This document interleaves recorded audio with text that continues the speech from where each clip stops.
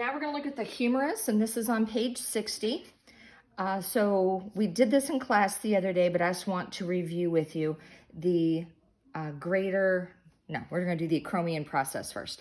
The Acromion process of the scapula, okay, because that's going to help us orient on the humerus. So the acromial end of the scapula, we could follow the spine of the scapula all the way around, and it's going to be this nice flat ledge. If you came straight down from the ceiling and found this nice flat ledge, you should be able to fit 2 fingers on it, and it's almost like you could balance a dime. It's very flat, or if I was hanging on to a ledge, just my little fingertips at the top of the shoulder, okay? If someone has really big deltoids or a supraspinatus muscle, it may feel a little bit different, and that's why it's important to try on different people.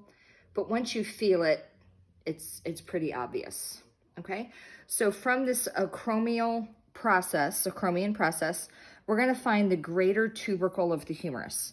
So from here, if we come down 2 or 3 fingers, that's usually enough, and you start rolling back and forth, you're gonna feel a bump, okay? It should be directly lateral on the arm. You're gonna feel this little bump, and a nice way to see, well, am I really on it, is take your patient's arm and passively roll their arm in and out, internally and externally, rotate the shoulder, and you're gonna feel this click, click, click, click, click, click, click, click, right underneath your fingertips, okay?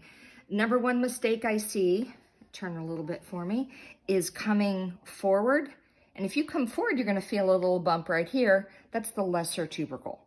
So really make sure you're on the side of the arm right there, okay? Last 2 things you need to learn on the humerus are the medial and lateral epicondyle, okay? So if you come down the arm, zoom, right where the bone spreads out, and remember your medial epicondyle is very prominent, it'd be right here, and your lateral epicondyle would be right here.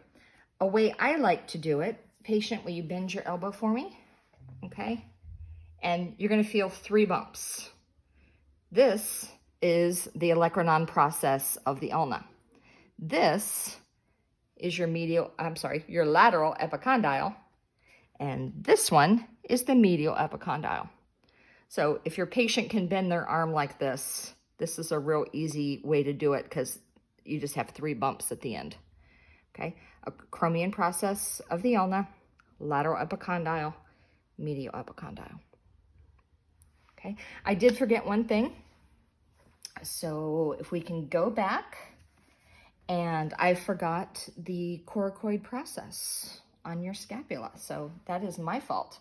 So coracoid process, you're gonna find it right under the clavicle here, okay? Clavicle is here, and the mass of the arm is right here, and you're gonna see and feel just a little soft triangle right there, okay?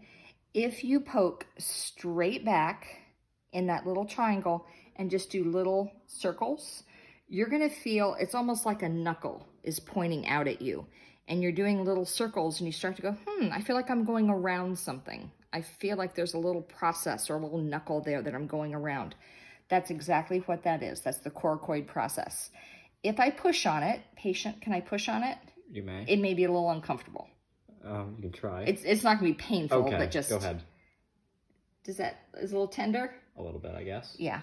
So if you push on it, your patient may say, ow. Okay. We wouldn't do that on purpose, but while you're learning, it might be a way for you to know for sure that you were on the coracoid process. Okay, that's it for today. So you should practice on your patient. All the scapular, don't show me. All the scapular landmarks, the clavicular landmarks, and the humerus.